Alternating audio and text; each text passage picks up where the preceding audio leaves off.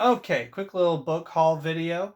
This one's kind of a little sad because for the last few years I've been visiting a McKay's that's in Knoxville, and that one is, to the best of my knowledge, they are completely shutting down. When I went to go visit, the store is clearly thinning out everything, so I can't even remember what the reason is for it shutting down, so I won't even bother with that.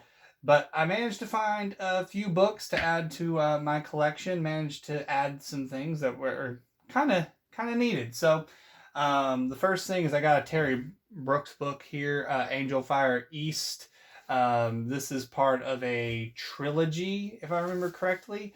Yeah. It's part Running with the Demon and A Night of the Word from the Word and Void series. I've not gotten into reading Terry Brooks yet, but I'm glad that I got the third book in the trilogy so that whenever I'm ready, I can go ahead and read all of them. And they're a little, looks like each one might be underneath 400 pages, so that should be not bad of a time commitment there. All right, next is an Earthsea book. And this is the last one, the final novel in the Earthsea saga, and it's the only one I don't have.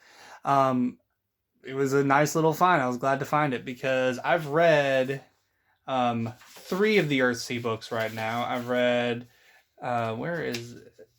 Where is it? You should usually include everything there, but either way, I've read the original, A Wizard from Earthsea, and then the Tomb book, and then The Farthest Shore. I have 2 others that I still need to read, and now this one as well. So hopefully, eventually, I'll get the gumption and read all of these, and I can complete the saga. I'm not the biggest fan of the Earthsea books, to be honest. I feel like they're a little slower than I would prefer. But hey, I'm always going to show respect and love towards, people who've helped build genres. And I'm pretty sure Earthsea's helped build the fantasy genre. Next, we got A Nazi Boys by Neil Gaiman.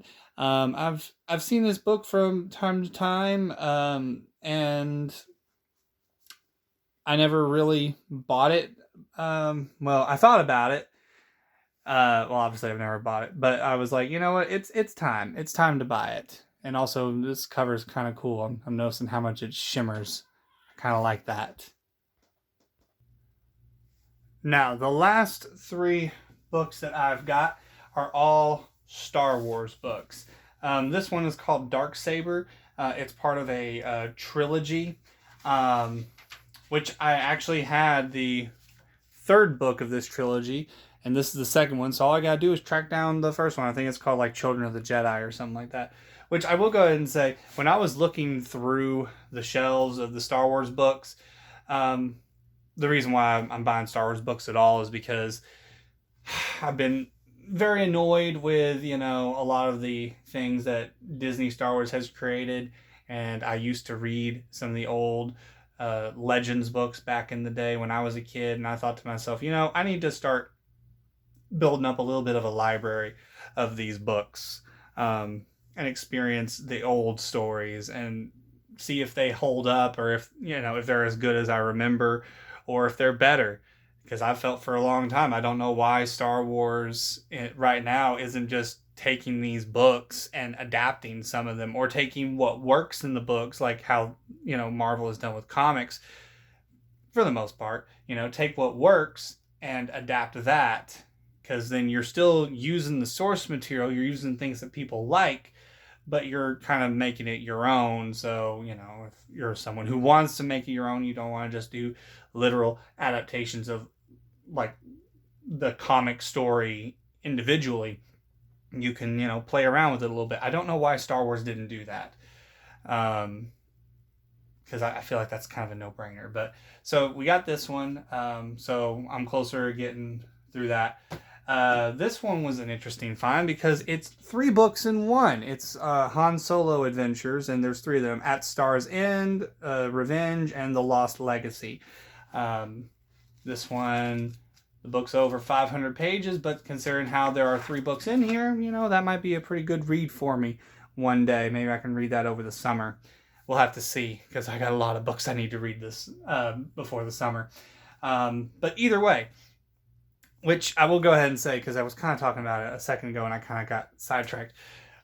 The challenging part with the Star Wars books that were there is all these books were like part of, so many of these books were part of different like series. There was like the new Jedi Order, and I looked it up, and it's like there was 19 books. I'm like, oh, that's a lot more books than I was planning to get today. And you know, when each one's like $4, you know, that's gonna add up. That's like $80, and I'm like, I don't want to spend that right now. And then there was another like Legacy of the Force. I'm like, how many is that? And there were 9 of them. Okay, but the books were like $7-8 a piece. I'm like, that's a little more than I'm wanting to spend on Star Wars books right now. I wish that the prices were just a little lower, but that's just me. And the last one is a Rogue Planet, and it seems to take place after the Phantom Menace. As you can see, they got a picture of young Anakin and young Obi-Wan. So this might kind of be interesting, because, you know, I've heard people criticize the prequels about how, you know, the relationship between Anakin and Obi-Wan could be better, and I'm starting to agree with that. Their relationship could be more defined to a certain extent. I personally think that they could have shown better on Anakin's power. You know, it's like, show us why in like his day-to-day, why he is the chosen one. What makes him so special that sets him apart from everybody else? Don't just do it in like a single battle where he happens to do better than his master. Show it like throughout the film. Show him doing things that no one else can do. So I don't know, maybe I can find some more books like this, and that might kind of help me out. So yeah, this one, not that big of a time commitment, but either way. So technically I have 8 new books to add to my collection, and that's pretty great. It's exciting. Probably won't go back to McKay's. If I do, I'll go back one more time. There was some manga there, but unfortunately there was no like earlier volumes. Like there was Claymore, and they had like volumes 13 through like 20 something, and I was like, that's cool. I don't have the first 12 volumes of Claymore. I'd rather not get that right now, because I don't know if Claymore is something I want right now. But I don't know, maybe if those are still there when I visit next time, maybe I'll get them. I don't know, I'll have to think about it. But either way, that's the book haul. Hope you enjoyed this video. Hope I didn't waste your time. So yeah, if there's any cool books that you found lately, let me know in the comments. All right, see ya.